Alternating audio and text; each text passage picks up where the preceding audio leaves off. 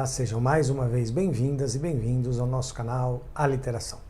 No vídeo de hoje eu vou retomar a nossa série sobre a história da literatura brasileira, que eu tinha parado um pouquinho em virtude da quantidade de assuntos diferentes aí que estão acontecendo e, enfim, e aparecendo no nosso país.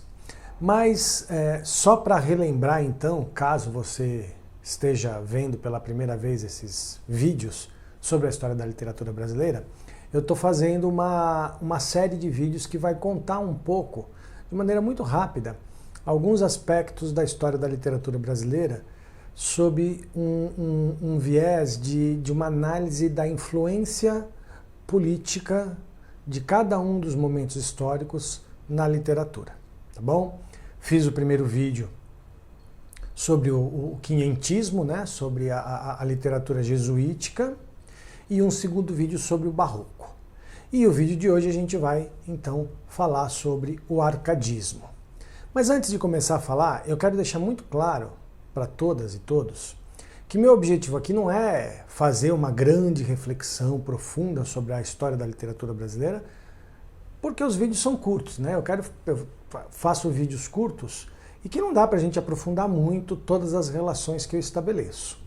Eu quero só estabelecer algumas relações em cada um dos vídeos para que a gente possa ir refletindo e quem quiser pesquisar mais profundamente, enfim, e se quiser comentar e debater, a ideia é justamente levantar uma reflexão sobre aspectos que são pouco explorados normalmente quando se fala em história da literatura brasileira, tá bom?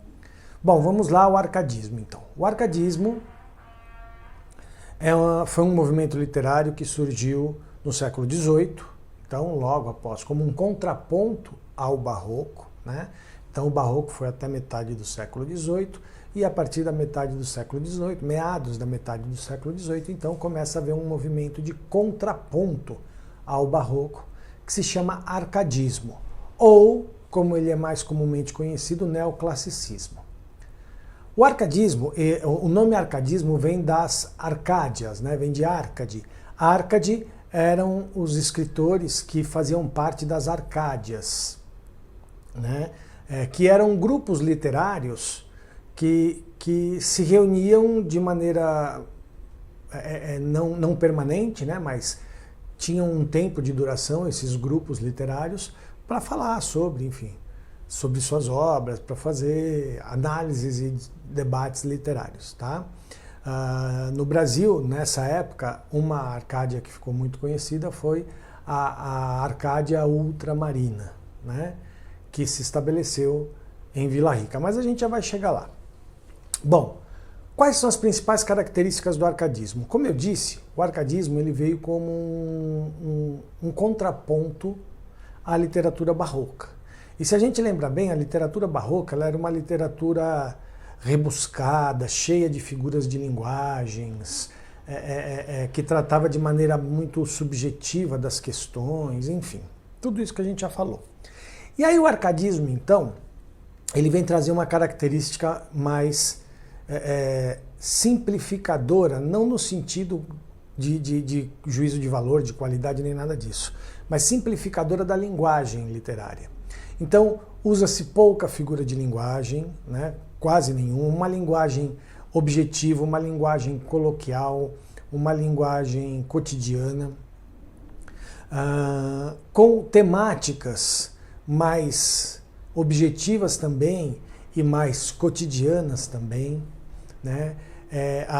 O arcadismo tem alguns princípios que o regem, que são, por exemplo, o princípio muito conhecido do carpe diem, né? Quer dizer, essa coisa de não se preocupar muito com questões de projeção de futuro e viver o presente, a exaltação a uma vida bucólica,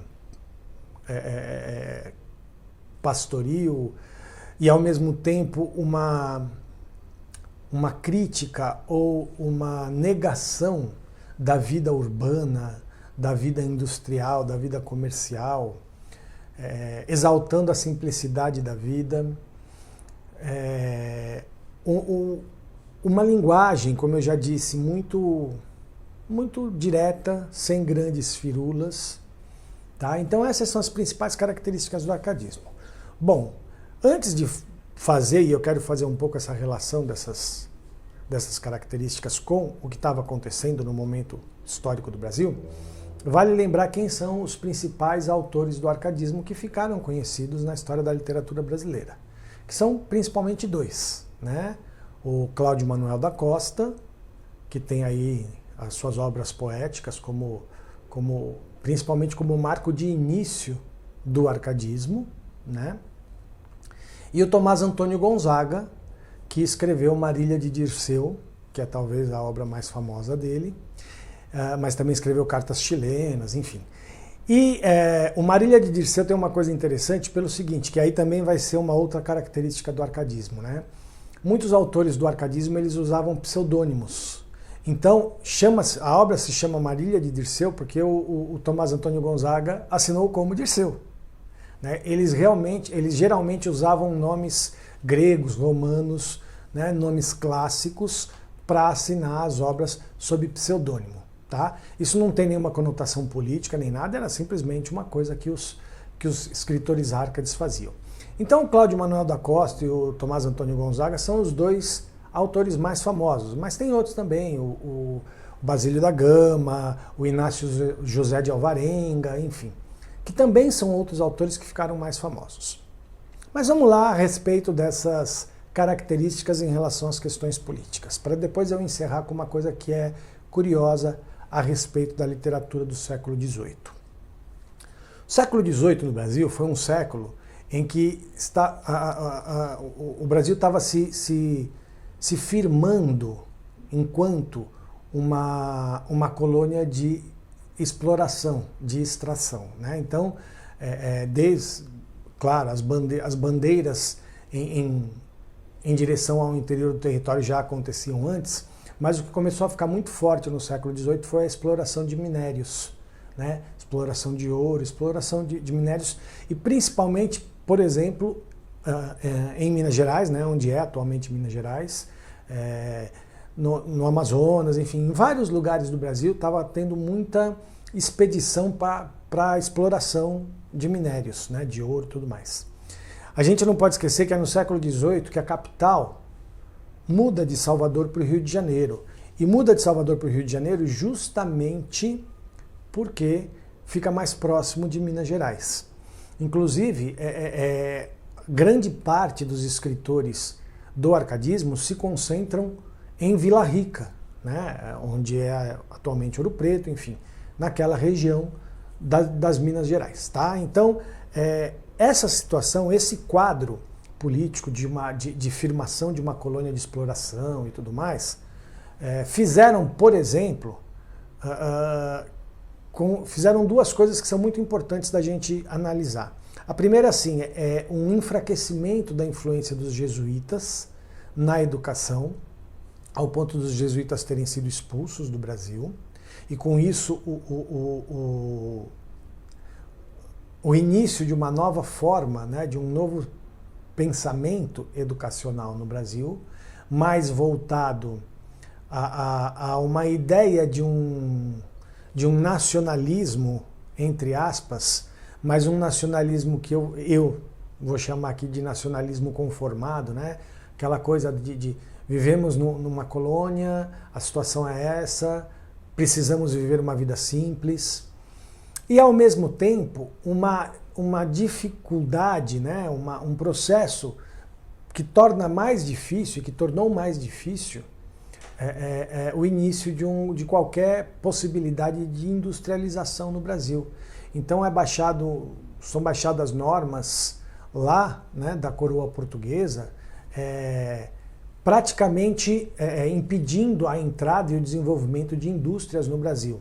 As únicas permitidas eram algumas indústrias têxteis que iam servir para fazer roupa para os escravos, enfim, roupas em geral para as pessoas. Então eram as únicas indústrias que eram permitidas, né? Então há aí uma política e um pensamento de não desenvolvimento de cidades, justamente porque, aí vamos pensar uma coisa, se eu tenho uma colônia de exploração, como era o caso do Brasil em relação a Portugal, eles querem vir aqui retirar a matéria-prima e mandar embora.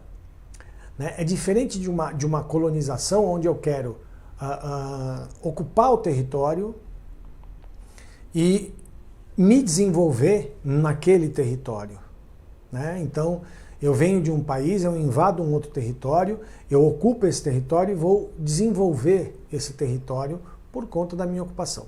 Não foi isso, né? Não era esse o mote da colonização brasileira. O mote da colonização brasileira, nesse primeiro instante, o que é? É vir aqui, extrair todas as matérias-primas e mandar para o império, né? E mandar para o colonizador. Então, essa ideia de não querer desenvolver muito as cidades, não querer impedir o desenvolvimento industrial, tem a ver justamente com o medo que se tinha de duas coisas. Primeiro, de começar a se questionar essa questão de ser uma colônia de exploração e de começar a se questionar a própria condição de colônia. E a gente não pode esquecer que é no século XVIII que aparecem, por exemplo, movimentos como a Inconfidência Mineira. Né? Então, essas regras e esses pensamentos a respeito de vamos impedir o desenvolvimento industrial, vamos impedir o desenvolvimento das cidades, vamos deixar as vilas, né? Vamos espalhar vilas pelo país sem que nenhuma vila se desenvolva plenamente como cidade, como comunidade, para justamente evitar a possibilidade de um pensamento de independência, de um questionamento em relação à condição de colônia. E aí, aonde entra a literatura nisso? No momento em que o arcadismo ele vai exaltar a vida pastoril, a vida no campo, a simplicidade da vida, ele, de certa forma, vai colaborar para o desenvolvimento desse pensamento. Eu não estou aqui acusando os autores, né, os escritores árcades, de trabalharem conscientemente.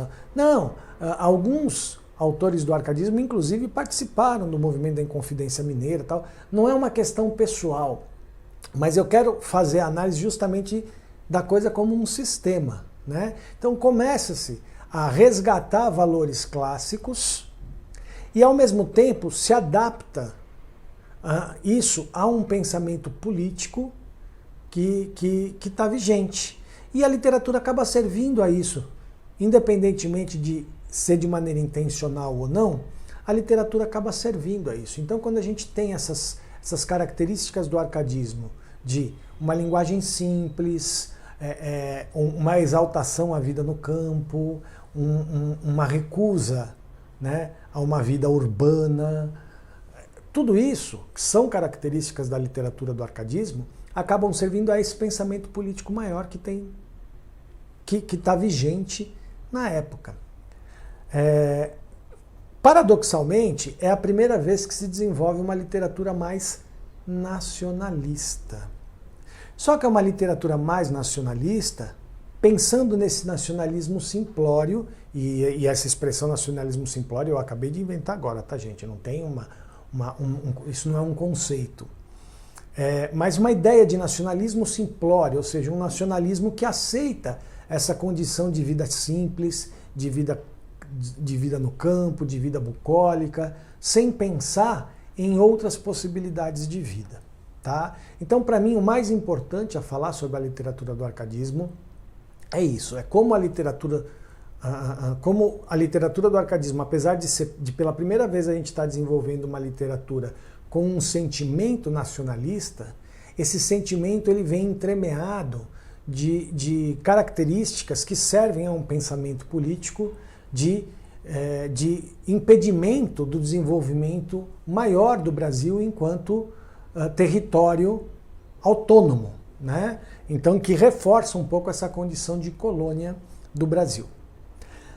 Mas antes de terminar, eu queria chamar a atenção para uma coisa que eu também quero tentar fazer em todos os movimentos artísticos. Acabei não fazendo no primeiro, no quinhentismo, porque foi uma ideia que me surgiu depois, mas fiz no barroco e fiz questão de fazer também em relação ao arcadismo.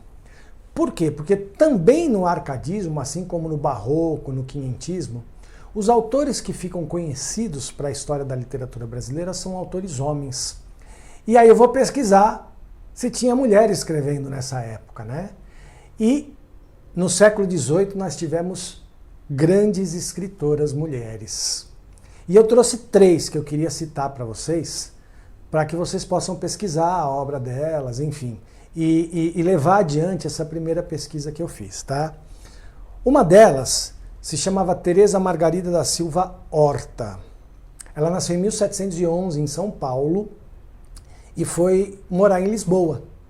E lá em Lisboa, ela se firmou enquanto escritora. Na verdade, ela foi para Lisboa, porque a família ficou rica, enfim, a família era simples, enriqueceu, foi para Lisboa, né? Foi para a sede do Império, saiu da colônia e foi para a sede do Império. E ela era pequena quando eles foram para Lisboa. E o pai dela foi para Lisboa, inclusive, porque queria que ela seguisse a vida religiosa. E ela decepcionou o pai, casou, teve filhos, enfim, e virou escritora. Ela publicou em 1752 um romance chamado As Aventuras de Diófanes. Então, Teresa Margarida da Silva Horta é um dos nomes da literatura do século XVIII que são pouco estudados pela história da literatura brasileira. Uma outra chamava Ângela do Amaral Rangel, que nasceu em 1725 no Rio de Janeiro. Ela foi considerada a primeira poetisa brasileira a publicar versos. E a Ângela, ela era cega. Então ela era conhecida inclusive como ceguinha, porque ela era cega.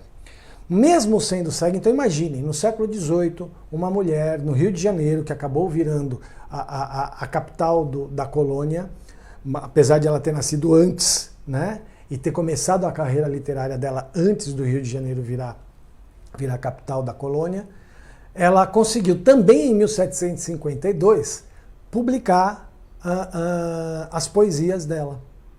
Então ela é considerada a primeira poetisa brasileira a conseguir publicar versos. E isso é muito importante. E a terceira escritora que eu quero trazer para vocês chamava-se Bárbara Eliodora, desculpa, eu vou precisar ler aqui, Bárbara Eliodora Guilhermina da Silveira. Ela nasceu em 1759 em Minas Gerais.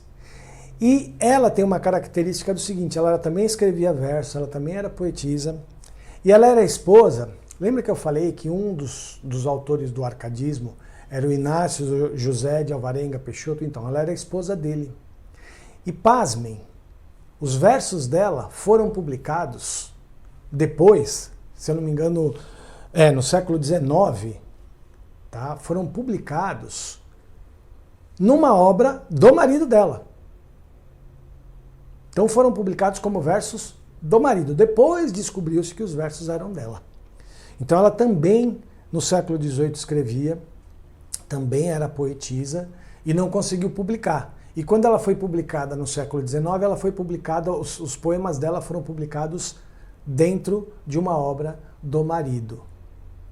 Então eu queria chamar a atenção de vocês para isso e queria que vocês fossem buscar conhecer mais a obra dessas autoras maravilhosas, para que a gente possa, quem sabe, reconstruir um pouco a história da literatura brasileira, incluindo, né, não negando o que já foi escrito, não negando o Cláudio Manuel da Costa, o Tomás Antônio Gonzaga, não é negando, mas incluindo e colocando no mesmo pé de importância, né, no mesmo grau de importância, escritoras como a Teresa Margarida, como a Ângela e como a Bárbara Eliodora Guilhermina.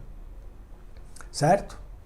É isso, espero que todas e todos tenham gostado. Mais uma vez eu peço a vocês que curtam o vídeo, comentem, compartilhem. Se já se inscreveram no canal, divulguem aí, convidem as pessoas que vocês conhecem a se inscreverem no canal. Se ainda não se inscreveram no canal, se inscrevam no canal, né? E visitem nosso blog, sigam nossas redes sociais, ajudem a gente aí a ampliar cada vez mais e fortalecer cada vez mais o nosso trabalho, tá bom?